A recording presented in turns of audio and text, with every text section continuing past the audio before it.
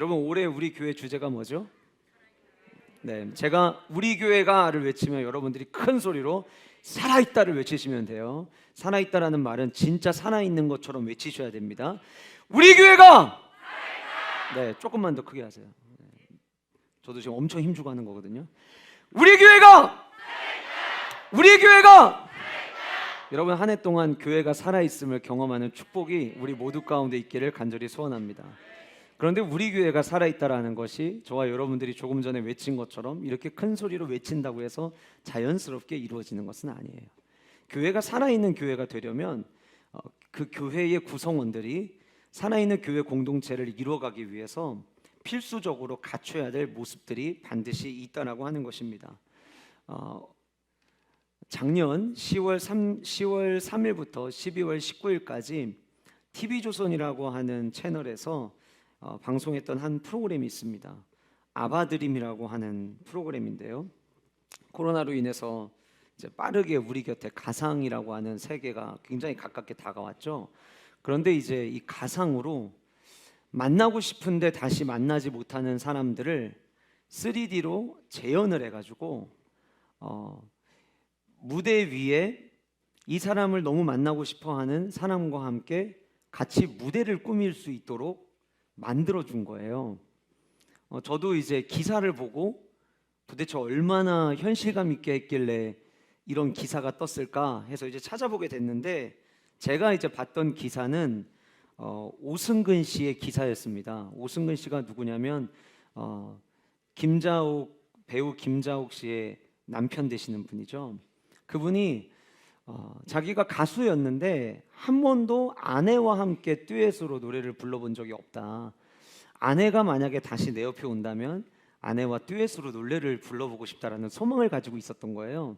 그래서 이 아바드림이라고 하는 프로그램에서 김자옥 씨가 평생에 사용했던 말투를 전부 다 이제 가상 그 인물에게 다 집어넣고 그리고 김자옥 씨의 제스처, 말투 그리고 남편과의 대화에서 자주 썼던 단어들을 전부 다 입력을 시켜서 가상의 현실에서 남편이 무대에 서고 그 옆에 갑자기 김자옥 씨가 나타난 거예요. 그래서 남편에게 원래 이렇게 대화할 때 아빠라는 표현을 많이 쓰셨대요. 근데 아빠라고 이름을 부르면서 오늘 우리 모두에게 좋은 추억이 됐으면 좋겠다. 이미 그 순간부터 거기에 있는 패널들과 이 남편 됐던 오승근 씨는 감동을 받고 이제 눈물이 맺혔죠. 그리고 나서 이제 같이 노래도 부르는 시간을 가졌다고 합니다. 제가 이제 그 기사를 보면서 문득 만약에 나에게 동일한 제안을 할 수 있는 기회가 주어진다면 나는 누구를 한번 만나고 싶다고 이야기를 할까라는 생각을 해봤어요. 그런데 이제 제가 계속 올해 주제인 우리 교회가 살아있다라고 하는 주제를 가지고 말씀을 준비하고 기도하고 있다 보니까 제 안에 만나보고 싶었던 사람이 두 사람이 있었는데 하나는 우리 대한예수교 장로교 합동측 교단이 이 신학과 교리에 기초를 두고 있는 칼빈이라고 하는 선생님과 두 번째는 사도 바울을 한번 만나보면 참 좋겠다라는 생각을 하게 됐어요. 그 이유는 이렇습니다. 칼빈이 참 많은 글을 썼고 기독교 강요라고 하는 진짜 엄청난 대작을 만들어냈지만 칼빈이 가장 좋아했던 성경책은 에베소서였다고 합니다. 그가 에베소서를 그토록 사랑했던 이유는 에베소서는 교회가 무엇인지를 너무나도 정확하게 이야기하고 있기 때문이라고 해요. 그래서 저는 칼빈을 만나보고 싶었어요. 왜냐하면 올해 주제가 우리 교회가 살아있다라는 주제이다 보니까 어떻게 하면 교회를 더 건강하게 세울 수 있을까, 뭔가 조언을 구할 수 있지 않을까라는 기대감 때문이었던 거죠. 두 번째, 사도 바울은 우리가 잘 아는 대로 신약 성경 27권의 책 중에 사도 바울이 쓴 바울 서신이 13권입니다. 근데 그 13권 중에서 10권이 교회들에게 쓴 편지고 3권이 목회 서신이라고 불리어지는데 사실 엄밀히 보면 목회 서신 또한 교회를 건강하게 세우기 위해서 사도 바울이 쓴 책이죠. 그러니까 사도 바울이 쓴 바울 서신 13권 전체는 어쩌면 교회를 향한 사도 바울의 뜨거운 마음이 담겨져 있는 책이었던 거예요. 저는 사도 바울을 바울서 시인을 읽으면서 어떤 생각을 하게 됐냐면 사도 바울은 교회에 미치고 교회를 가슴 뜨겁게 사랑했던 사도였구나라는 생각을 하게 되었습니다. 그래서 이 두 사람을 만나볼 수 있으면 얼마나 좋을까라는 생각을 하게 됐던 것 같아요. 그러면서 오늘 저와 여러분들이 함께 읽게 된 칼빈이 그토록 사랑했던 에베소서를 읽게 되었습니다. 그리고 에베소서를 읽다가 굉장히 중요한 사실 하나를 깨닫게 되었는데요. 제가 예전에도 여러분들과 함께 에베소서의 말씀을 나눌 때마다 에베소서의 구조를 여러분들에게 종종 말씀을 드렸습니다. 1장에서부터 6장까지 있는 이 에베소서의 1장부터 3장까지는 마치 교리가 무엇인지를 다루고 있고 4장부터 6장까지는 이 교리를 바탕으로 성도가 어떻게 살아가야 되는가에 대한 말씀이 나와 있다라고 하는 것을 여러분들에게 자주 말씀을 드렸는데요. 에베소서를 이번에 다시 묵상을 하면서 제가 새롭게 깨달았던 것은 1장부터 3장까지 어떻게 보면 교리의 이야기지만 그 1장부터 3장까지의 내용은 교회를 구성하는 성도들이 반드시 갖춰야 될 모습이 무엇인지와 4장에서부터 6장까지의 모습은 그렇다면 그 성도가 건강한 교회 생활을 하기 위해서 직접적으로 적용하고 내 삶에 대입시켜야 될 모습이 무엇인가를 정리해 놓은 책이 에베소서라고 하는 것을 깨닫게 된 거예요. 그러니까 단순히 각자 개인의 삶 속에서 적용하는 이야기를 풀어놓은 것이 아니라 성도라 함은 예수 그리스도를 믿고 함께 신앙생활하는 교회 공동체의 일원인데 그 교회 공동체가 아름다운 주님을 섬기는 공동체로 세워지기 위해서 정말 역동적이고 살아있는 교회로 성령님이 역사하시는 교회로 세워지기 위해서 교회의 우리 교회로 치면 영가족들이 갖춰야 될 필수적인 모습이 무엇인가에 대한 기록이 시작되는 본문이 4장이다라고 하는 거예요. 그래서 제가 오늘 이 4장에 있는 말씀을 먼저 나누고 이번 주 금요일에는 다시 이제 금요 성령 부흥회가 2023년 금요 성령 부흥회가 시작되는 날이기 때문에 기도해야 되는 우리가 기도로 시작하지 않으면 안 되는 당위성에 대한 말씀을 이번 주 금요 성령 부흥회 시간에 말씀을 드리겠지만 이번 주 금요일이 지나고 그 다음 몇 주 동안은 이 에베소서 4장 이후에 나오는 말씀들을 여러분들과 계속해서 살펴보려고 해요. 이유는 우리 교회가 이번 한 해 동안 살아있는 교회 공동체의 모습을 향해 달려가야 되기 때문이라고 하는 것이죠. 그러면 여러분은 오늘 이 본문 속에서 성도가 갖춰야 될 이 모습을 이야기하는 4장의 본문이 있기 전에 이 앞에서 교회가 갖춰야 될 가장 기본적인 찬란한 모습이 무엇인가를 1장과 2장과 3장에서 언급하고 있는데 아주 핵심이 되는 구절들만 우리가 좀 살펴보고 말씀을 이어가도록 하겠습니다. 먼저 에베소서 1장 3절부터 6절까지 앞에 화면 보시면서 우리 큰 목소리로 같이 읽어보도록 하겠습니다. 시작. 찬송하리로다. 하나님 곧 우리 주 예수 그리스도의 아버지께서 그리스도 안에서 하늘에 속한 모든 신령한 복을 우리에게 주시되 곧 창세전에 그리스도 안에서 우리를 택하사 우리로 사랑 안에서 그 앞에 거룩하고 흠이 없게 하시려고 그 기쁘신 뜻대로 우리를 예정하사 예수 그리스도로 말미암아 자기의 아들들이 되게 하셨으니 이는 그가 사랑하시는 자 안에서 우리에게 거저 주시는 바 그의 은혜의 영광을 찬송하게 하려는 것이라. 자, 1장에서 사도 바울이 에베소 교회에 편지를 쓰면서 1장 3절에 찬송하리로다 라고 시작을 하고 있어요.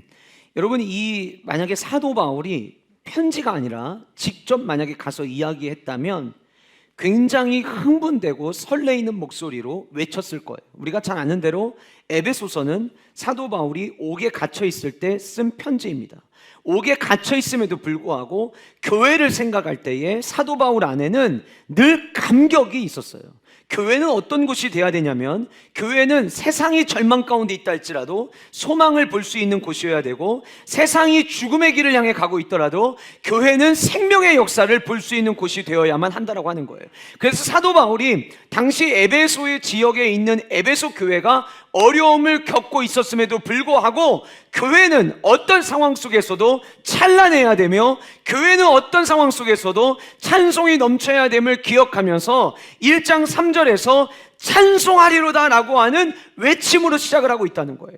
그렇게 찬송하리로다라고 이야기를 하면서 그리스도 안에서 우리가 누리는, 따라하시겠습니다, 축복, 그리스도 안에서 우리가 누리는 축복을 지금 찬란하게 소개하고 있는 내용이 1장 3절에서부터 6절까지인데, 그렇다면 그리스도 안에서 우리가 찬란하게 경험하는 축복이 무엇이냐? 아까 여러분들은 5절 읽으실 때에 자기의 아들들이라고 하는 단어를 제가 색깔을 다르게 했는데요, 결국 축복이 무엇이냐면, 왜 우리가 찬송하는 삶을 살아야 되느냐? 우리가 얻게 된 축복은 예수 그리스도 하나님 아버지의 자녀되는 축복을 우리가 경험했다라는 거예요.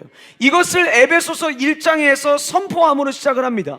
그리고 에베소서 2장에 넘어와서는 우리를 살리신 하나님의, 따라하시겠습니다, 은혜를 선포해요. 자, 1장에서는 뭐를 선포한다고요? 축복을 선택해요. 자, 단어만 기억하세요. 축복. 두 번째는 그리스도 안에서 하나님께서 우리에게 베풀어 주신 은혜에 대해서 이야기를 해요. 자, 우리 2장 말씀을, 2장 8절부터 9절 말씀을 같이 한 목소리로 다시 한번 읽어보도록 하겠습니다. 시작. 너희는 그 은혜에 의하여 믿음으로 말미암아 구원을 받았으니 이것은 너희에게서 나는 것이 아니요 하나님의 선물이라.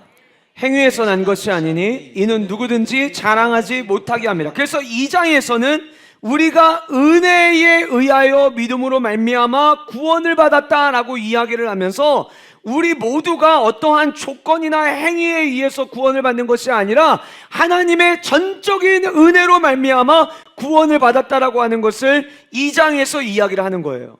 그리고 3장에서는 하나님의 자녀되는 축복과 은혜로 말미암아 구원을 받은 성도들이 이제 우리의 삶 가운데서 경험하는 하나님의 놀라우신 사랑을 이야기를 합니다. 자, 3장 16절부터 19절까지 같이 읽어보겠습니다. 시작. 그의 영광의 풍성함을 따라 그의 성령으로 말미암아 너희 속사람을 능력으로 강건하게 하시오며 믿음으로 말미암아 그리스도께서 너희 마음에 계시게 하시옵고 너희가 사랑 가운데서 뿌리가 박히고 터가 굳어져서 능히 모든 성도와 함께 지식에 넘치는 그리스도의 사랑을 알고 그 너비와 길이와 높이와 깊이가 어떠함을 깨달아 하나님의 모든 충만하신 것으로 너희에게 충만하게 하시기를 구하노라. 아멘. 자, 정리해 볼게요. 1장은 뭐라고요? 축복. 2장은 은혜. 3장은 사랑. 하나님의 축복과 은혜와 사랑을 먼저 이야기를 하고 난 다음에 4장에서는 이 하나님의 놀라운 축복과 은혜와 사랑을 경험한 자들의, 다시 말하면 성도들의 삶은 어떠해야 되는지를 이야기하는 거예요. 그게 4장에서부터 시작되는 말씀의 은혜예요. 그런데 여러분, 4장 오늘 저와 여러분들이 읽은 1절을 보시면 그러므로라는 단어로 시작을 합니다. 그러니까 앞에서 이야기한 하나님이 우리에게 베풀어 주신 축복과 은혜와 사랑이 너희들에게 있으니 그러므로 이렇게 살아야 된다라고 하는 것을 언급하고 있는 거예요. 여러분, 우리가 2023년 우리 교회가 살아있는 공동체가 되기 위해서 먼저는 여러분들의 삶 가운데 하나님의 자녀되는 축복에 대한 확신과 은혜로 구원받았다라고 하는 이 감격과 예수 그리스도의 너비와 깊이와 높이가 내가 헤아릴 수 없는, 형용할 수 없는 하나님 아버지의 사랑이 여러분들의 삶 가운데 매일매일마다 날마다 넘치시는 은혜가 있기를 주님의 이름으로 축복합니다. 주님의 이름으로 축복합니다. 우리는 세상의 것을 가지고 살아가는 자들이 아니에요. 우리는 하나님이 주시는 축복과 은혜와 사랑에 덧입혀서 살아가는 자들이지 세상에 있는 풍요로움을 가지고 살아가는 자들이 아님을 저와 여러분들이 날마다 기억하시면서 하나님 2023년 한 해 동안 주님이 주시는 자녀됨의 축복, 상속자로서 누릴 수 있는 축복, 하나님의 베풀어 주시는 행위가 아닌 은혜로 내게 주신 그 구원에 대한 감격과 확신, 하나님이 날마다 나를 품어주시는 그 넓으신 아버지의 사랑 안에서 주여 내가 살아가게 하여 주시옵소서. 여러분들 1월 한 달 동안 어떤 기도의 자리에 있으시든지 이 에베소서 1장부터 3장까지 이 세 단어를 가지고 날마다 기도하시는 여러분들의 삶이 되시기를 간절히 소원합니다.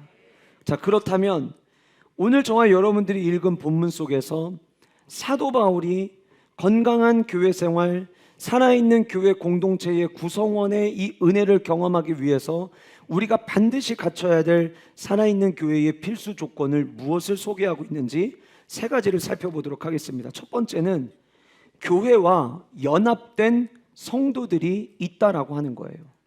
살아있는 교회의 필수 조건은 교회와 연합된 성도들이 있다라고 하는 거예요. 자, 어떤 분들은 이렇게 이야기를 합니다. 신앙생활이라고 하는 것은 지극히 개인적인 것이야. 신앙생활은 하나님과 나 사이의 관계만 잘하면 건강한 신앙생활을 할 수 있어. 내가 집에서 혼자 성경 읽고 집에서 기도 생활 꾸준히 하면 굳이 내가 교회에 나가지 않아도 건강한 신앙생활을 할 수 있어 라고 이야기하는 분들이 계십니다. 제가 예전에도 한번 말씀을 드렸지만 먼저 이런 생각을 하고 계신 분들에게 저는 질문을 하고 싶어요. 어떤 질문이냐면 여러분들은 성경 66권을 하나님이 내게 주신 말씀으로 믿고 계시냐라고 하는 질문이에요. 왜냐하면 만약에 성경의 66권을 하나님이 내게 주신 말씀으로 다 받아들이지 않고 내가 받아들이고 싶은 말씀만 받아들인다면 이단과 다를 바가 하나도 없습니다. 그런데 성경 66권을 여러분들이 하나님이 주신 말씀으로 아멘으로 받으신다면 그 66권 가운데 사도 바울이 쓴 바울서신과 목회서신도 성령의 감동에 의해서 사도 바울이 작성한 하나님의 말씀임을 인정하셔야 되고, 그 사도 바울이 그토록 교회에 대해서 강조하면서 3권의 목회서신을 제외한 나머지 10권을 교회의 성도들을 향해서 편지를 썼다는 것을 기억하시면서 그 편지의 내용 가운데는 에베소서뿐만이 아니라 사도 바울이 쓴 바울서신서 안에는 교회 공동체와 함께 하나님의 나라를 세워가는 이 주제가 빠지지 않는다는 것을 우리는 늘 기억해야 된다는 거예요. 신앙생활은 하나님과 나의 지극히 개인적이라고 말하는 그 말은 틀린 말은 아니에요. 맞는 이야기예요. 그러나 반쪽짜리 맞는 이야기입니다. 신앙생활은 지극히 개인적이면서 성도의 신앙생활은 그분과의 연합이 중요한데, 교회는 예수 그리스도께서 머리 되신 몸이라고 이야기를 하고 있어요. 하나님과의 관계만 잘하면 돼라고 말을 하면서 교회의 머리 되신 그리스도와의 연합을 내가 피하고 있는 모습과 똑같은 모습이 될 수 있다는 거예요. 그렇기 때문에 건강한 신앙생활은 하나님과의 1:1 관계에도 건강해야 되지만 교회와의 관계에도 건강해야 되는 것이 바른 성경관이고 성경의 가르침이라고 하는 것을 먼저 저와 여러분들이 기억할 수 있기를 간절히 소원합니다. 왜 갑자기 아멘이 줄어드셨죠? 여러분, 제가 말씀을 전할 때에 저희의 사견이 되지 않게 하기 위해서 하나님의 말씀을 묵상을 했을 때 주셨던 이 말씀이 과연 신학적으로 옳은가를 저는 점검을 해야 돼요. 저는 강단의 말씀을 들고 올라올 때에 하나님을 향한 경외하는 마음, 두려운 마음을 가지고 두렵고 떨리는 마음으로 강단에 올라오기 때문에 제가 여러분들에게 드리는 말씀이 그저 대전 세중앙교회의 담임 목사로서 여러분들을 움직이기 위해서 어떻게 이야기할까를 고민하고 올라오지 않습니다. 무엇이 성경이 이야기하는 것인지를, 이것이 제 개인적 생각이 아니라 성경이 말하고자 하는 바와 하나님이 우리에게 무엇을 말씀해 주기를 원하시는지에 대한 분명한 성경의 가르침을 여러분들과 나누려고 하는 거예요. 그런데 여러분, 에베소서 말씀을 이제 같이 보시겠지만 1절에서 4장 1절에서 그러므로 주 안에서 갇힌 내가 너희를 권하노니 너희가 부르심을 받은 일에 합당하게 행하여. 부르심 받았다는 건 뭐예요? 성도로 부르심을 받은 거죠. 자, 그런데 지금 이 책이 어느 교회 성도들에게 보낸 편지죠? 자, 그러면 여기 본문에서 이야기하는 너희가 부르심을 받은 일에 합당하게 행하는 거는 바꿔 이야기하면 에베소 교회의 성도로 부르심을 받은 일에 합당하게 행하라는 거예요. 가끔 우주적 교회를 자꾸 이야기하는 분들이 계세요. 지금은 저희 교회를 출석하지 않지만 교회를 떠난 두 부부가 계셨어요. 근데 그분들이 저하고 이야기할 때 목사님, 우리 교회만 교회가 아니라 우주적 교회가 하나님의 교회니 우리가 어느 교회를 가든 하나님께 영광만 돌리면 되는 거 아닙니까? 라는 이야기를 하셨어요. 이 이야기도 반쪽은 맞고 반쪽은 틀린 거예요. 우주적 교회가 있죠. 그러나 우주적 교회는요, 이런 개교회의 연합을 통해서 하나님의 나라를 확장하기 위해서 개교회의 성장과 개교회의 회복과 부흥을 통해 우주적 교회가 완성되는 거지, 개교회를 건너뛰고 우주적 교회의 아름다움을 만든다는 것은 말이 안 되는, 앞뒤가 바뀌어져 있는 이야기라고 하는 거예요. 그런데 오늘 본문도 역시 마찬가지로 그 얘기를 하고 있는 거예요. 너희가 에베소 교회의 성도로 부르심을 받은 일에 합당하게 행하라. 자, 그러면 여러분들은 어느 교회를 다니세요? 그러면 오늘 이 말씀을 우리에게 받을 때 우리가 어떻게 받아야 되냐면, 너희가 대전 세중앙교회의 성도로 부르심을 받은 일에 합당하게 행하여, 그리고 이야기합니다.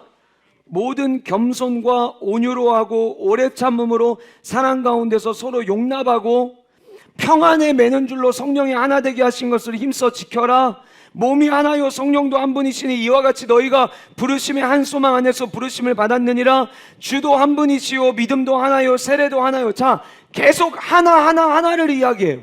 하나됨을 이야기를 해요. 연합에 대해서 이야기를 해요. 자, 그럼 제가 질문 드릴게요. 오늘 본문 2절부터 4절, 5절, 6절까지 계속해서 반복되는 이 연합은 우주적 교회의 연합을 이야기를 하는 건가요? 아니면 교회 안의 공동체 성도들의 연합을 이야기하는 걸까요? 그렇죠. 이건 우주적 교회의 연합을 이야기하는 게 아니에요. 교회 안에서 한 교회의 성도로 부르심을 받은 그 성도들이 하나 되어야 된다. 왜 하나 되어야 되느냐? 우리 몸이 예수 그리스도를 머리로 한 몸이요, 우리 교회 안에 역사하시는 성령 하나님도 한 분이시오. 그런데 안타까운 일이 뭐냐면, 내가 경험한 성령님은 이런 말씀을 주셨다라고 말도 안 되는 이야기를 하는 이들이 교회 안에 너무 많아요. 성령 하나님은 한 분이시기에 하나님은 같은 마음을 주십니다. 예를 들면 아까 이런 경우죠. 필그림에서 기도하면서 내년 우리 교회 성도님들은 어떤 시간을 가지면 좋을까? 라고 기도하던 중에 내년에는 우리 모든 성도들이 함께 좀 정말 행복 투어, 이번 주제가 행복 투어거든요.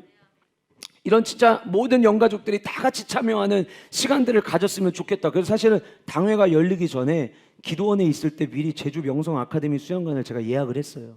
될지 안 될지는 몰랐지만 믿음으로. 그리고 장로님께 말씀드렸어요. 사실 당회가 오늘 열리지만 미리 어떻게 될지 몰랐을 때 이미 예약은 해놨습니다. 그리고 제가 기도원에 다녀왔는데 한 성도님이 하나님이 제게 이런 감동을 주셨다고 말씀하시면서 찾아오시는 거예요. 왜 이런 일이 가능할까요, 여러분? 성령 하나님이 한 분이시기 때문에 가능한 거예요. 그 성령도 한 분이시기 때문에 우리가 그 부르심 안에서 한 소망 안에서 부르심을 받았다라고 성경은 이야기를 하는 거예요. 그러니까 우주적 교회가 아니라 지금 오늘 이 본문은 한 교회, 저와 여러분들에게는 대전 세중앙교회 공동체로서 하나됨을 위해서 우리를 부르셨다는 거예요. 그러니까 교회가, 여러분 에베소 지역은 당시에 굉장히 사회가 어두웠어요. 말이 안 됐고요. 당시에 에베소 지역은 야, 말세다, 어떻게 이런 일들이 일어나냐라고 하는 일들이 비일비재하게 일어났던 지역이 에베소였어요. 그런데 사도 바울에게는 소망이 있었어요. 어떤 소망이냐면 에베소 지역이 전부 다 썩어 빠지더라도 교회만큼은 소망이 되어야 된다. 교회만큼은 희망이 되어야 되고 교회만큼은 빛이 되어야 하며 교회만큼은 소금이 되어야 된다라고 하는 소망이 그의 안에 있었던 거예요. 근데 그런 교회 공동체를 이루려면 하나님의 축복과 은혜와 사랑을 기억하고 이 세 가지의 원리 안에서 이런 삶을 살아내야 하는데, 그 삶을 살아내는 그 첫 번째가 연합이었던 거예요. 연합되지 않는 교회는 아무 일도 할 수가 없습니다. 오늘 이 자리에 세종한교회 영가족으로 함께 예배하고 계시는 우리 모든 성도님들이 2023년 나의 신앙의 목표를 세우실 때에 그 첫 번째 목표는 주여 내가 교회와 연합하게 하여 주시옵소서. 한번 따라해 보실까요? 주여 교회와 연합하게 하여 주시옵소서. 그런데 사도 바울이 이 교회와의 연합을 위해서 마치 접착제, 딱 달라붙는 요소, 딱 달라붙게 하는 그 접착제가 무엇인지를 2절에서 언급을 했어요. 그게 뭐냐? 첫 번째로 겸손, 두 번째로 온유, 세 번째로 오래 참음이에요. 교회가 연합될 때에 이 세 가지는 필수 조건입니다. 첫 번째가 뭐예요? 겸손. 여러분, 겸손은요, 다른 사람의 관심이나 문제에 내가 먼저 주의를 기울이고 먼저 내가 신경 쓰는 것, 그게 겸손이에요. 베이직 교회를 담임하시는 조정민 목사님께서 겸손에 대해서 이렇게 정의를 하셨더라고요. 겸손은 내가 가지고 있는 것이 있어도 그것을 드러내지 않는 것이 겸손이다. 내가 가지고 있는 것이 있어도 드러내지 않는 것이 겸손이다. 어떤 분들은 교회에서 신앙생활을 오래 한 것이 보여지는 유형의 것은 아니지만 무형의 것으로 내가 가지고 있는 것이 될 수 있어요.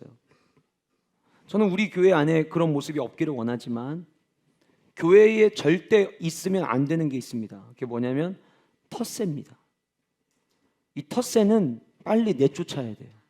날아가게 해야 돼요. 교회 안에 텃세가 있으면 안 돼요. 함께 봉사를 할 때에는 너도 나도 함께 할 것 없이 같이 봉사해야 돼요.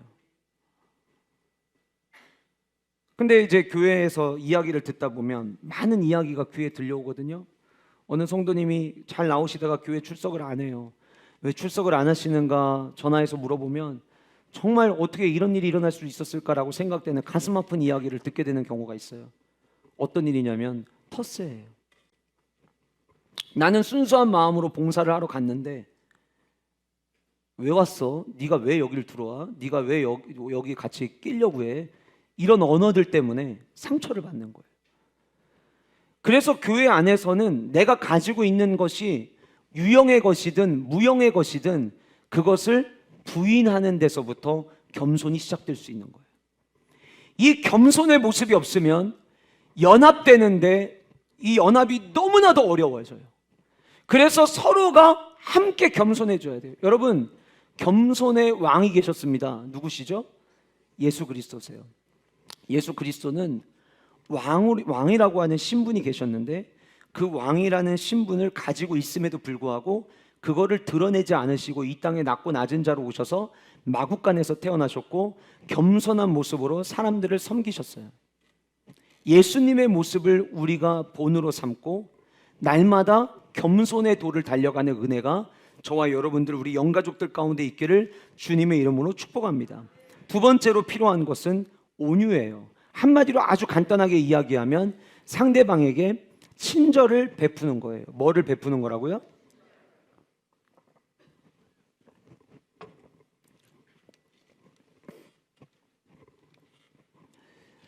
여러분들이 교회에 오시면서 주차를 하시면서 내가 차를 주차를 했는데 그 옆에 누군가가 주차를 했어요. 어차피 안에서 문 열고 나오는 거 다 알아요. 그런데 먼저 문을 열어주는 하나의 행동. 지하에서 우리 어르신들 앉아 계시면은 이제 교구별로 국수 드리기로 했는데 우리 안에 이런 마음이 없었으면 좋겠어요. 그 예전에 하던 대로 그냥 리치파이가 하지 뭘 또 교구한테 시켜, 이런 마음 없었으면 좋겠어요. 서로에게 친절을 베푸는 거죠. 누군가가 들어오려고 할 때 문을 잡아주는 친절, 이런 모습들이 저와 여러분들에게 배어져 있다면, 엘리베이터를 타려고 이제 문이 닫히는데 오랫동안 엘리베이터를 기다렸어요. 우리 교회 엘리베이터가 좀 느려요. 그래서 한번 타려면 한참 기다리거든요. 근데 엘리베이터 문이 열렸어요. 나도 오래 기다렸어요. 문이 닫히려고 하는데 저 멀리서 누군가가 급하게 뛰어오는 발자국 소리가 들려요. 그때 모른 척 하지 마시고 문 열고 같이 태워서 올라가는 이 작은 친절. 여러분들이 우리가 함께 교회가 하나됨을 위해서 이 친절한 서로 베푸는 온유는 너무나도 우리에게 필요한 모습이라는 거예요. 세 번째로 오래 참아주는 것. 여러분 예전에 원로 목사님이 그런 이야기 하셨죠. 옆에 분들과 인사하시겠습니다. 뭐라고 인사하냐면 아직 공사 중입니다 라고 인사했던 적이 있었어요. 한번 해보실까요? 좌우 계신 분들과 아직 공사 중입니다. 자, 아직 공사 중이라는 말의 의미가 뭐예요? 내 안에 완전하지 못한 모습이 있습니다. 그러니 조금 불편하더라도 기다려주세요, 그 얘기예요. 여러분 아파트든 길을 도로든 어디든지 공사를 하잖아요. 그럼 모두가 기다립니다. 공사 중이기 때문이에요. 그 공사를 하는 이유는 보다 나아지기 위해서예요. 우리 모두가 공사 중이에요. 보다 더 나은 성도가 되기 위해서 연습을 하고 있지만 여기에는 저를 포함한 여러분들 모두 완벽한 사람은 단 한 사람도 없어요. 실수가 있어요. 부족한 면이 있어요. 그런데 그럴 때에 참아주는 것, 기다려주는 것, 그럴 때에 교회가 하나 되어질 수 있다라고 하는 거예요. 여러분들이 지난 1년 동안 목장 모임을 하시고 이제 올해도 계속해서 목장 모임을 이어가시면서 이 오늘 본문에서 함께 살펴본 서로가 서로를 향한 겸손의 모습과 온유의 모습과 인내의 모습이 서로 오래 참는 모습이 하나 되어져서 여러분들의 목장이 먼저 하나 되어지고 교구가 하나 되어지고 우리 모든 영가족들이 하나 되어짐으로 말미암아 살아있는 교회 공동체를 경험하기 위한 출발을 할 수 있는 은혜가 저와 여러분들 가운데 있기를 간절히 소원합니다. 4절 말씀, 몸이 하나요 성령도 한 분이시니 이와 같이 너희가 부르심의 한 소망 안에서 부르심을 받았느니라. 올해 2023년 우리 교회를 향한 하나님의 부르심은 성령 행전의 삶을 살아내라는 거예요. 성령님이 지금도 살아 역사하시는데 그 성령님이 살아 역사하신다는 것을 각 가정에서 모든 성도들의 삶에서 경험하라는 거예요. 여러분 이 하나님의 초청은요 굉장히 위대한 초청입니다. 그래서 제가 꿈꾸는 게 있어요. 하나님 1년 52주 모든 주일 예배마다 성령 하나님의 압도적인 은혜를 우리 가운데 부어주시옵소서. 예배만 드려도 와 진짜 하나님이 살아계신 것 같아라는 고백이 우리 안에서 끊임없이 흐르게 하여 주시옵소서. 여러분들의 삶 가운데 크고 작은 일들이 일어날 수 있겠지만 그럴 때마다 그럼에도 불구하고 두려워하지 않을 수 있는 이유는 성령 하나님이 살아계셔서 나를 지켜 보호하신다라고 하는 그 믿음과 그 확신 안에서 우리 모두가 일어서고 힘을 얻는 은혜와 축복이 있기를 주님의 이름으로 간절히 소원합니다. 그 성령 하나님을 경험하는 이 하나의 부르심을 향해 달려갈 때에 우리에게 필요한 세 가지, 겸손, 두 번째, 온유, 세 번째, 오래 참음, 이 세 가지를 마음에 품고 기억하는 우리 모든 영가족들 되시기를 간절히 소원합니다. 두 번째로 살아있는 교회의 필수 조건은 저는 오늘 말씀 중에서 제일 중요하다고 생각하는 포인트인데요, 은혜를 아는 성도들이 있다는 거예요. 은혜를 아는 성도들이 있다. 자, 이 말을 바꿔서 이야기를 하잖아요. 은혜가 떨어지는 순간 교회는 절대 하나 될 수가 없다는 거예요. 은혜가 있어야 되는 거예요. 자, 여러분 오늘 본문의 말씀을 보시면 7절을 우리 한번 같이 읽어보도록 하겠습니다. 7절 다들 적으시니라. 7절, 자, 4장 7절은 앞에 없어요. 성경 보셔야 돼요. 같이 읽겠습니다. 시작. 우리 각 사람에게 그리스도의 선물의 분량대로 은혜를 주셨나니. 자, 뭐를 주셨대요? 은혜를 주셨대요. 은혜를 주셨다고 성경 이야기하고 있어요. 그런데 여러분 은혜를 주셨다라고 이야기를 하면서 밑으로 내려가면 어떤 이야기가 나오냐면 이 은혜를 어떤 방법으로 주셨느냐를 11절에 이렇게 표현합니다. 같이 읽겠습니다. 시작. 그가 어떤 사람은 사도로, 어떤 사람은 선지자로, 어떤 사람은 복음 전하는 자로, 어떤 사람은 목사와 교사로 삼으셨으니. 자, 교회 안에 있는 서로 다른 직분들을 나열을 해요. 자, 이 이야기는요 밑에서 갑자기 튀어나온 이야기가 아니라 이 11절에 등장하는 사도, 선지자, 복음 전하는 자, 목사와 교사라고 하는 이 직분에 대한 언급에 시작은 어디부터 시작하냐면 7절에서부터 시작을 하는 거예요. 7절. 7절이 뭐예요? 은혜를 주셨다. 그러니까 은혜를 주신 것이 결국 뭐로 나타나냐면 직분으로 나타나는 것이고, 그 은혜가 있어야 하나님이 맡겨주신 직분을 온전히 감당할 수 있다는 거예요. 자, 그러면은 여러분들 가운데 나는 내가 이럴 줄 알고 설의집사 동의서 안 썼지, 그래서 여러분 여기서 예외되는 게 아니에요. 오늘 본문은 다양한 직분을 지금 이야기를 하고 있어요. 무슨 얘기냐면 교회 공동체의 모든 이들이 각자가 있는 모든 위치가 있음을 언급하기 위해서 다양한 직분을 이야기를 하는 거지, 여기에서 우리가 생각하는 아무 직분도 갖지 않은 평신도는 열애가 아니라고 하는 거예요. 우리 모두를 이야기를 하는 거예요. 우리 모두는 하나님의 은혜로 시작되어야 되는 사람들인 거예요. 은혜로 시작되어서 내가 있는 그 자리에 지키고 있을 때에 교회 공동체가 하나 되어 나아갈 수 있는 것이지, 내가 하나님의 은혜를 벗어나고 하나님의 은혜가 떠나고 우리가 흔히 이야기하는 은혜 떨어졌네 라고 하는 말의 상황에 딱 놓여지게 되면 어떤 현상이 나타나냐면요, 예배에 참여를 했음에도 불구하고 예배가 말씀이 귀에 들어오지 않아요. 은혜가 떨어지잖아요. 폭죽 터트리는 것도 뭐야 이거는 또 심란하게 이렇게 받아들여져요. 실제로 그래요, 여러분. 실제로 터트리려면 제대로 터트리지, 저건 또 뭐야 이렇게 되는 거예요. 은혜 떨어지면 그렇다니까요. 은혜 떨어지면은요, 하나님 말씀, 주일 말씀 다 적고 성경 필사까지 참여한 분들 기념패 받을 때 저거 받아서 뭐해, 저거 저 둘 데도 없는데 저거, 이런 마음이 드는 거예요. 은혜가 있으면은요, 나도 좀 더 노력할 걸, 나도 내년에는 함께 참여해 봐야겠다, 이런 마음이 드는데, 은혜가 떨어지면 교회가 뭐 한다고 할 때 마음에 움직임이 없어요. 은혜가 떨어지잖아요. 제주도 간다고 해도요, 박수를 안 쳐요.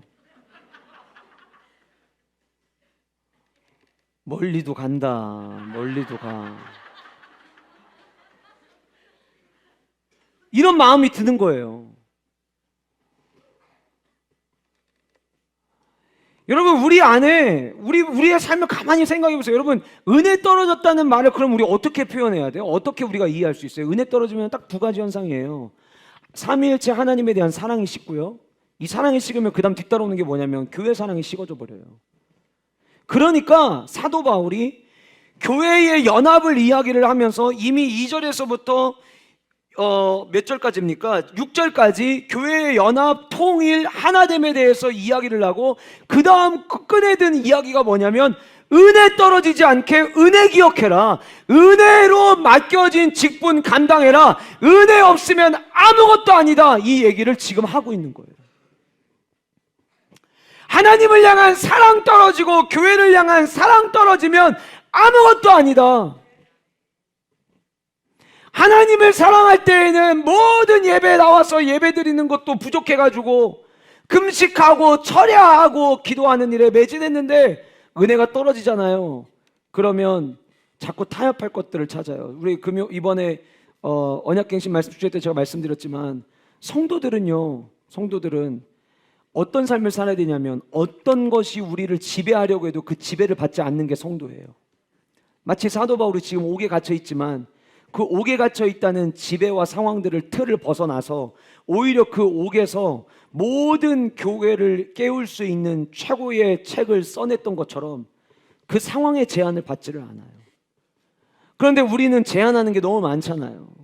건강이 약해서, 사업에 어려움이 있어서, 뭐 이것 때문에 안 되고 저것 때문에 안 되는 그 많은 것들 우리가 나열하기 시작을 하잖아요.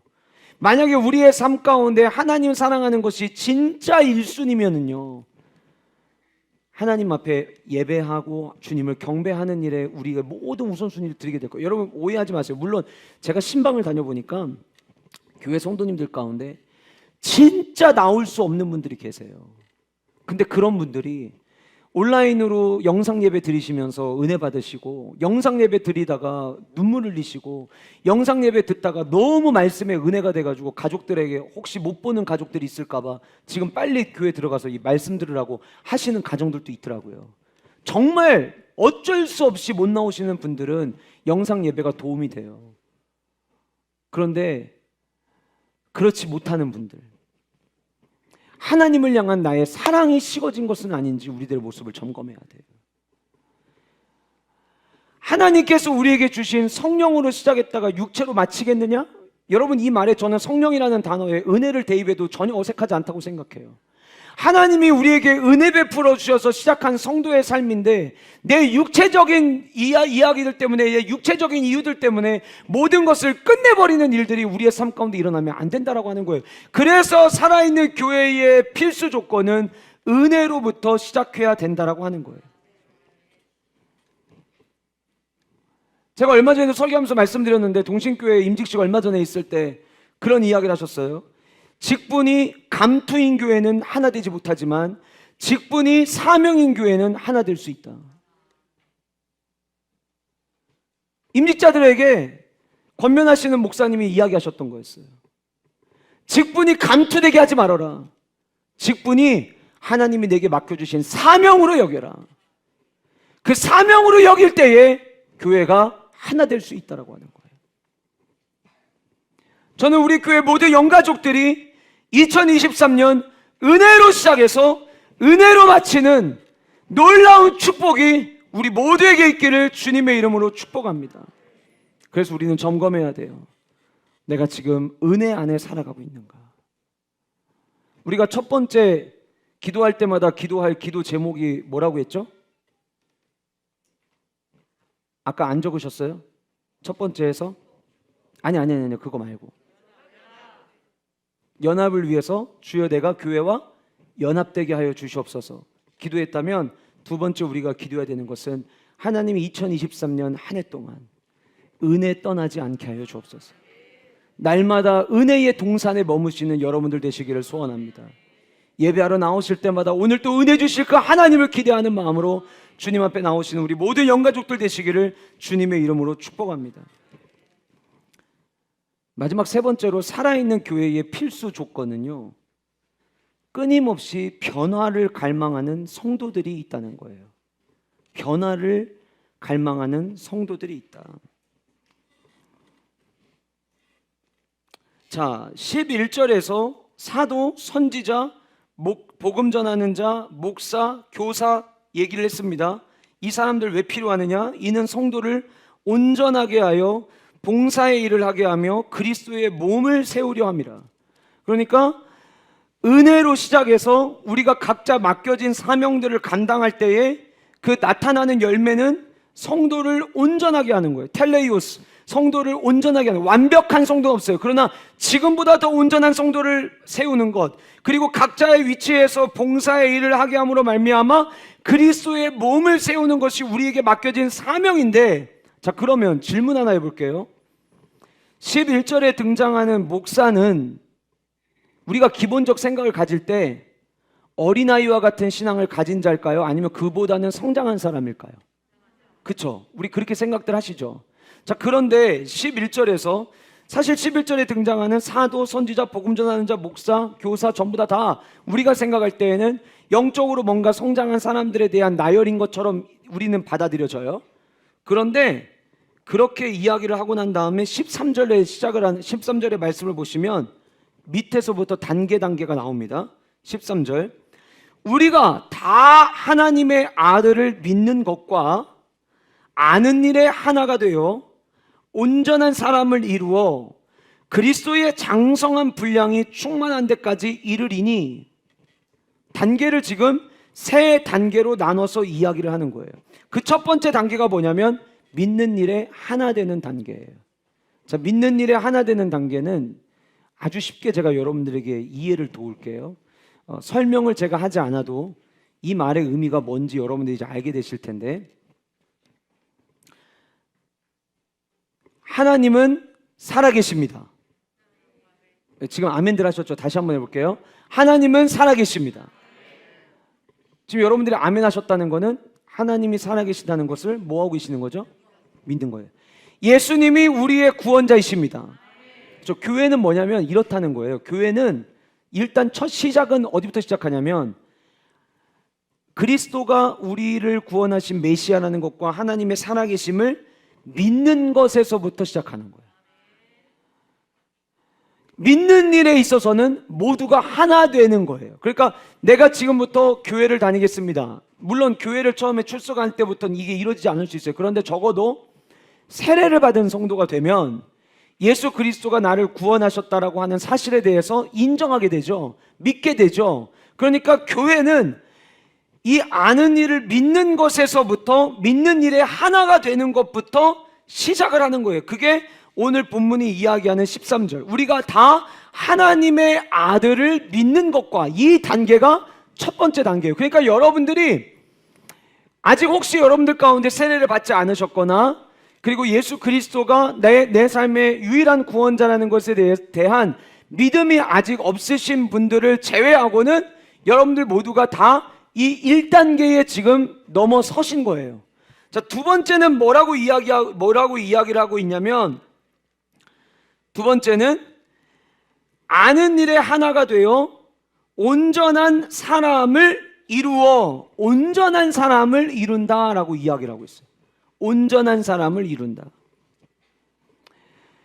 계속해서 믿음이 하나님은 살아계십니다. 아멘. 예수님이 나의 구원자이십니다. 아멘. 여기서 멈추는 게 아니라 이제는 내가 아멘한 거에 야고보 사도가 이야기한 것처럼 삶의 행동으로 나타내 보이는 삶을 살아내기 시작하는 것. 말씀대로의 삶을 살아내기 위해서 연습하며 살아가는 그 온전한 사람이 되기 위해서 이루며 나아가는 상태. 결국은 끊임없이 변화를 추구하는 거예요. 믿음에 대한 동의에서 끝나는 게 아니라 믿음에 대한 동의를 한 성도는 그 다음부터 끊임없이 변화를 추구하는 거예요. 영국의 던도날드 처치라고 하는 교회에 리처드 코킨이라고 하는 목사님이 계시는데 이분이 굉장히 의미심장한 이야기를 하셨어요. 잘 들어보세요. 변화되지 않는 교회가 있는데 시간이 지나도 변화가 안 되는 교회는 완벽한 교회이거나 말씀을 경청하지 않는 교회일 것이다. 그러나 아마도 후자일 것이다. 왜냐하면 완벽한 교회는 없거든요. 그래서 이 목사님이 얘기를 하는 거예요. 변화되지 않는 교회는 결국은 완벽한 교회는 없기 때문에 완벽한 교회를 제외하면 왜 교회가 변화되지 않느냐? 이유는 말씀을 경청하지 않기 때문이다 라고 이야기하는 거예요. 자, 교회는 성도들이 구성되어지고 성도들이 모여서 이루는 교회예요. 제가 이 교회라고 하는 단어에 성도라는 단어를 넣어서 한번 생각을 해봤어요. 변화되지 않는 성도는 완벽한 성도이거나 말씀을 경청하지 않는 성도인 거예요. 그런데 완벽한 성도는 이 땅에 없기 때문에 결국은 말씀을 경청하지 않는 거예요. 말씀을 경청하지 않는다는 말의 의미가 뭘까요? 예배 시간에 딴짓을 한다는 건가요? 아니요. 말씀은 들어요. 잘 들어요. 그런데 그 말씀을 듣고 한 주간 동안 나는 그럼 들은 말씀을 가지고 어떻게 살아가야 될지에 대한 질문을 하지 않는 거예요. 여러분, 우리가 2023년 한 해 동안 교회가 살아있다라고 하는, 우리 교회가 살아있다는 주제를 가지고 나아갈 때 제가 꿈꾸는 거는 성령의 놀라운 역사들이 여러분들의 삶과 가정과 생활 가운데 일어나는 것을 저는 꿈꾸지만 그것을 꿈꾸는 진짜 본질적 이유가 있어요. 그건 뭐냐면 우리가 하나님의 살아계심을 경험함으로 말미암아 지금보다 더 건강한 성도로서의 삶을 살아내는 거예요. 여러분, 제가 예전에 한번 설교하면서 제자반의 친구들이 했던 이야기를 제가 간증처럼 했던 적이 있었는데, 한 아이가 말씀대로 살아가기 위해서, 순종하기 위해서 열심히 노력을 하는데 이게 너무 힘든 거예요, 지키는 게. 그런데 한번 해보자, 그래서 말씀대로 순종하는 삶을 살아냈어요. 근데 살아내고 나니까 이 친구가 이렇게 고백하는 거예요. 목사님, 말씀대로 순종하며 살아냈을 때 오는 기쁨이 이렇게 큰 줄 몰랐습니다. 그러면 그 친구는요, 말씀대로의 삶을 살아냄으로 말미암아 한 단계 영적 성장을 이루는 거예요. 교회 다니면 되지. 성경 어디에도 그런 문구도 없고요. 성경 어디에도 삼위일체 하나님이 우리에게 그거를 요구하지 않으십니다. 성경은 늘 예수 그리스도의 자녀가 되면 날마다 성장해서 온전한 성도가 되는 단계에 오르는 것까지를 우리에게 원하지, 어느 단계에서 교회 다녔지, 주일날 나왔지, 그러면 됐어라고 이야기하는 곳이 단 한 군데도 없다는 거예요. 그래서 온전한 사람을 이루어야 되는데, 이 온전한 사람을 이룬다는 헬라어의 원어는 어떤 의미를 갖고 있냐면 어린아이에서 벗어나라는 거예요. 말씀대로 살아내려고 하는 훈련을 하지 않는 한 죄송하지만 영적인 어린아이예요. 지금 내가 말씀대로 살아내려고 하는 훈련을 하지 않고 내가 지금 교회와 연합되려고 하는 일에 훈련을 하지 않는다면, 내가 교회를 다닌 지 10년이 지나고 20년이 지나고 30년이 지나고 내가 지금 직분을 가지고 있는다 할지라도 죄송하지만 지금은 어린아이인 거예요. 하나님이 내게 주시는 은혜가 채워지면 내가 때로는 몸이 힘들어도 주님의 일에 동참할 수 있음이 감사요 감격인데, 내가 하나님의 말씀대로 교회 사랑, 그래 교회 사랑하는 마음으로 하는 거지, 그 생각 안 하면 모든 일을 감당할 수 있는데 은혜가 떨어지고 하나님을 향한 사랑이 식어지고 내 안에서 더 온전한 성도를 이루기 위하여 말씀대로 순종하는 삶이 멈춰져서 어린아이가 되니까 다 못하는 것처럼 보이는 거예요. 어린아이와 어른들의 차이가 뭔 줄 아세요? 할 수 있는 분량이 달라지는 거예요. 어린아이일 때 할 수 있는 것과 어른들이 할 수 있는 게 달라요. 심지어 드라마, 어떤 예능도 나이에 의해서 볼 수 있는 게 있고 못 보는 게 있어요. 신앙생활에서 저는 똑같다고 생각합니다. 어린아이에 머무는 것이 아니라 온전한 사람으로 성장하는 은혜와 축복이 저와 여러분들 가운데 있기를 주님의 이름으로 간절히 소원합니다. 자, 믿는 일에 하나가 돼요. 이게 첫 번째 단계예요. 온전한 사람을 이루죠. 세 번째, 그리스도의 장성한 분량이 충만한 데까지 이르러야 돼요. 자, 여기 본문에서 이야기하는 그리스도의 장성한 분량이 충만한 데까지 이른다라고 하는 표현을 아주 쉽게 이야기하면은요, 그리스도의 성품을 닮아가는 단계예요. 그리스도의 성품을 닮아가는 단계. 그러니까 아주 쉽게 이렇게 생각하면 돼요. 내 지금 삶의 모습들이 그리스도를 닮아가고 있느냐라고 하는 거예요. 내 삶에 그리스도의 모습이 드러나고 있느냐, 그리스도의 향기가 내 삶 속에서 드러나고 있느냐. 결국 성도가 변화를 갈망해야 된다라고 이야기할 때 믿는 일에 하나 되어 있다면 그 다음은 온전한 사람이 되기 위해서 말씀대로의 삶을 살아내기 위한 연습과 실천이 우리 안에 있어야 되는 것이고, 마지막 단계는 그리스도의 성품, 그리스도의 모습을 닮아가고 따라가기 위한 여정이 우리에게 있어야 된다는 거예요. 여러분, 제자훈련 받는 이유도 이런 거 아니에요? 사역훈련도 이런 거 아니에요? 보다 더 성숙한 그리스도인이 되기 위한 것. 그래서 저와 여러분들이 우리 교회가 살아있다라고 하는 주제를 향해 달려갈 때에 교회 나가면 됐지 뭐, 이 생각을 오늘 여기서 다 버리고 가시기를 바랍니다. 교회는 그냥 나가면 되는 곳이 아니에요. 성경은 예수 그리스도를 믿은 성도의 삶에 그러므로 이런 모습이 나타나야 된다, 그러므로 믿는 일에 하나 되고 그 다음에 온전한 사람을 이루어서 그리스도의 장성한 분량에 이르는 데까지 우리는 도달해야 된다라고 사도 바울이 우리에게 이야기하고 있어요. 그래서 성도는 끊임없는 변화를 추구해야 되는 거예요. 자, 오늘 우리가 세 가지를 살펴봤죠. 교회와 연합되는 성도들이 있어야 되고, 은혜를 아는 성도들, 그래서 은혜로 시작해야 되고, 끊임없이 변화를 갈망하는 성도들이 있어야 된다. 그리고 그렇게 해야만, 그래야 어떤 일을 벗어날 수 있냐면 14절, 이는 우리가 이제부터 어린아이가 되지 아니하여 사람의 속임수와 간사한 유혹에 빠져 온갖 교훈의 풍조에 밀려 뭐하지 않게 하려 함이라, 요동하지 않게 하려 함이라. 첫 번째, 두 번째, 세 번째가 모여야, 그래야 요동하지 않게 돼요. 그래야 요동하지 않게 된다. 신앙생활 하다 보면은요, 별거 아닌 걸로 요동합니다. 근데 그 요동할 때마다 나를 요동치게 한 사람을 생각하시기 전에 지금 내 삶의 모습에 교회와 연합하려고 하는 내 모습이 있는지 먼저 점검하시고, 그게 만약에 되어 있다면 두 번째로 내 안에 지금 은혜가 있는지를 점검하시고, 만약에 은혜까지 있다면 나는 지금도 그리스도의 성품을 닮아가려고 하는 변화가 있는지를 점검하시면 돼요. 이것만 다 우리 안에 모습이 갖춰지면은요, 요동하는 일은 없어요.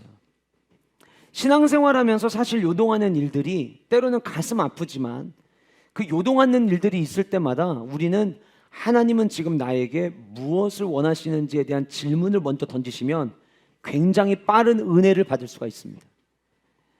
네가 뭔데 나한테 이렇게 이야기를 해? 그게 먼저 시작되면은요, 은혜에서부터 멀어져요. 왜 내가 지금 이렇게 반응하고 있지? 하나님은 지금 나에게 뭘 말씀하기를 원하시지? 이 질문을 먼저 던지시면 오히려 그 안에 은혜가 채워질 수 있다는 거예요. 그리고 요동하지 않는 삶을 살아낼 때에 비로소 새 삶을 시작하게 됩니다. 어떤 삶을 시작한다고요? 새 삶을 시작하게 돼요. 자, 여러분 22절 우리 뒷부분인데요, 22절부터 24절까지 우리 성경책 보시면서 같이 우리 한 목소리로 읽어보도록 하겠습니다. 시작. 너희는 유혹의 욕심을 따라 썩어져가는 구습을 따르는 옛사람을 벗어버리고 오직 너희의 심령이 새롭게 되어 하나님을 따라 의와 진리의 거룩함으로 지으심을 받은 새 사람을 입으라. 자, 옛사람 벗어버리고 23절 뭐라고 이야기하고 있어요? 너희의 심령이 새롭게 되어 하나님을 따라 의와 진리의 거룩함으로 지으심을 받은 새 사람을 입으라. 무슨 얘기예요?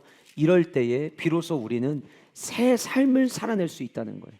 저는 여러분들이 2023년 매주가 여러분들에게 새 삶이 되시기를 축복합니다. 모든 예배가 여러분들에게 날마다 새롭고 새로운 은혜를 경험하는 시간이 되시기를 축복합니다. 그래서 우리 모든 영가족들이 2023년 한 해 동안 성령님이 지금도 나와 함께 하심을 경험하고 작년보다 더 행복한 신앙생활, 더 건강한 교회 공동체를 함께 세워가는 은혜가 저와 여러분들 가운데 있기를 주님의 이름으로 간절히 소원합니다. 주여, 내가 교회와 연합하게 하여 주시옵소서. 은혜를 아는 성도의 삶을 살아내게 하여 주시옵소서. 주님을 닮아가는 모습에 이르기까지 끊임없이 변화를 추구하는 성도 되게 하여 주시옵소서. 이 시간 같이 우리 한 목소리로 함께 기도하며 나가도록 하겠습니다. 기도합시다.